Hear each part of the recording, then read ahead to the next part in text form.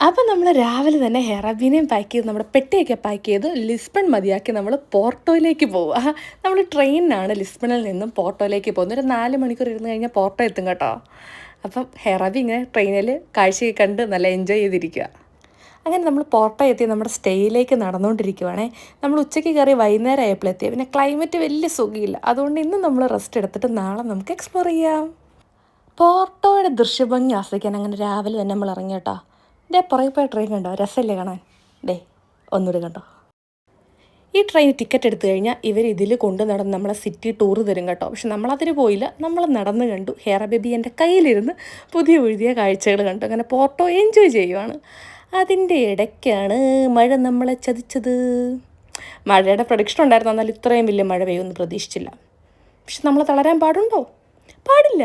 നമ്മൾ മഴയത്ത് നടന്ന് അവിടുത്തെ സ്ഥലം എൻജോയ് ചെയ്തു. മഴയത്ത് ഈ ട്രാമും നമ്മുടെ ടുക്കും ഒക്കെ കാണാൻ നല്ല ഭംഗിയുണ്ടായിരുന്നു.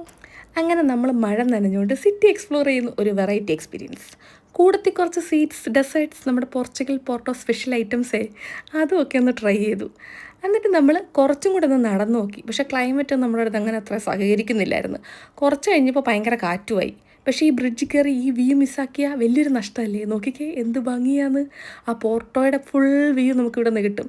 അതൊന്ന് എൻജോയ് ചെയ്തിട്ട് നമ്മുടെ മെയിൻ ഈ ട്രിപ്പേ പ്ലാൻ ചെയ്ത പരിപാടിയിലേക്ക് പോവുക. എന്താണെന്നല്ലേ? ഇത് തന്നെ എൻ്റെ ബർത്ത്ഡേ ആണ്. ആഹാ, അങ്ങനെ ഞാൻ 30 വയസ്സായിരിക്കുന്നു. അതിൻ്റെ സെലിബ്രേഷനായിരുന്നു അവിടെ. പ്രായമായി മെഴുകുതിരി പോലും കെടുത്താൻ പറ്റുന്നില്ല.